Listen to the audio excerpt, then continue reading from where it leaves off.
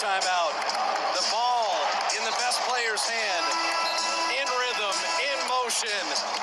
Bang. And Tobias Harris. Monte driving, no goaltend. Last shot to win it. Steph on the sideline at 7, at 5, at 4. Curry to win. Good!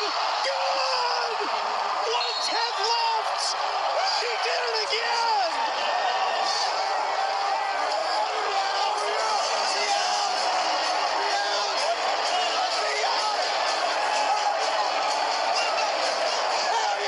Steph Curry plays beat the clock against the Mavericks one more time with 1/10 of a second left. The jumper left wing is perfect. Steph and Clay go for 50. And the Warriors are going to beat Dallas for the 3rd time in 4 tries.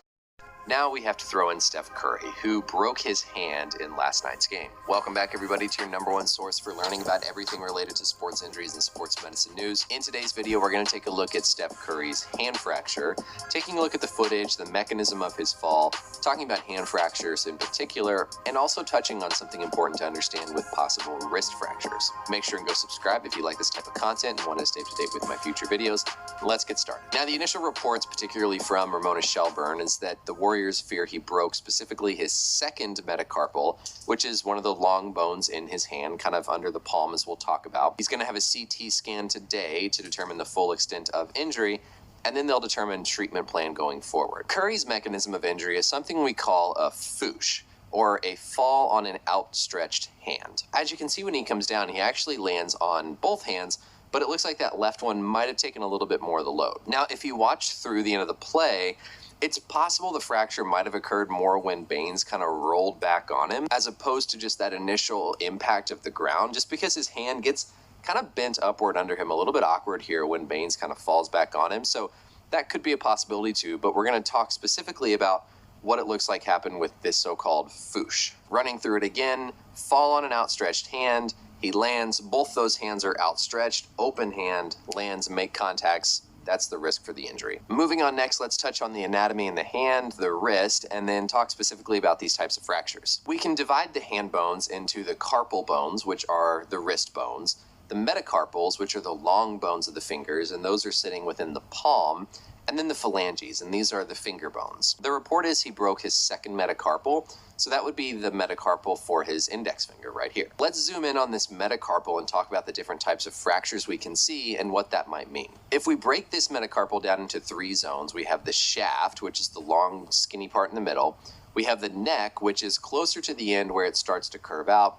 And then we have the head, which is sort of the ball at the 2 ends of the metacarpal. We can really have fractures in any of these 3 locations, but a lot of times we see them here at the shaft, kind of in the middle. Within the shaft, we can have different types of fracture patterns. The most common is just a transverse fracture, where the fracture line basically cuts straight across through the bone. We often see this if someone lands when their fist is clenched. For example, if someone has a baseball in their hand and they land while holding the baseball, or if the fist is just clenched when they make contact. Another type of fracture pattern is a spiral or an oblique fracture. This usually occurs more when someone lands when their hand is open and outstretched, sort of like what happened with Curry. This fracture pattern sort of spirals up the bone as opposed to going straight across.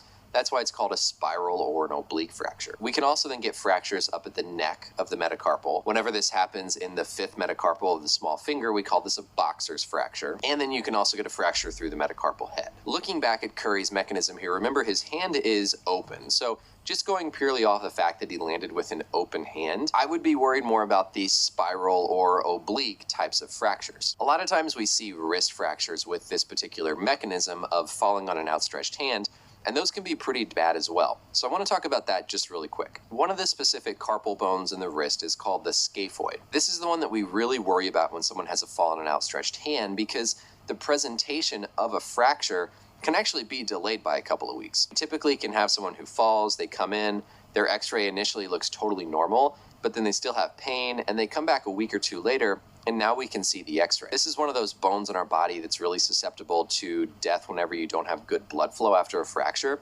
So we have to keep a really, really close eye on this. So it's possible there could be a fracture in this bone that just wasn't seen on the x-ray that hopefully would come out with future imaging. Finally, what's going to determine whether or not Curry has to undergo surgery for this fracture? It all comes down to how displaced or out of alignment the bones are after the fracture. If you get a simple fracture where everything stays nice in alignment, there's no change in the angle between the bones, then these can be healed without surgery. But the time when you would need surgery is whenever the fracture results in severe displacement of those bones. The two primary ones that surgeons will look at is the degree of angulation and the amount of shortening. The angulation is the angle between the two ends on the other sides of the fracture. Usually here we're talking about 10 to 20 degrees of angulation that might require someone needs surgery. The other thing to think about is the amount of shortening. So if you've got two ends of a fracture and afterwards it kind of slips or shortens that bone, if that shortening is enough, that's going to be another reason why you need to do something else for management. Sometimes if there's just shortening but there's no change in the angle,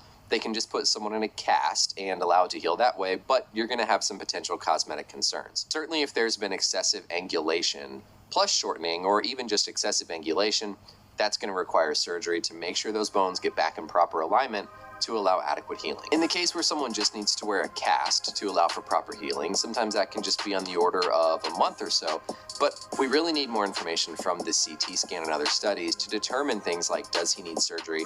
Can this be healed with just a cast? And are there any other potential injuries? That's it for the video though, everybody. Thank you as always for watching, and until next time, we'll see you later. Bye.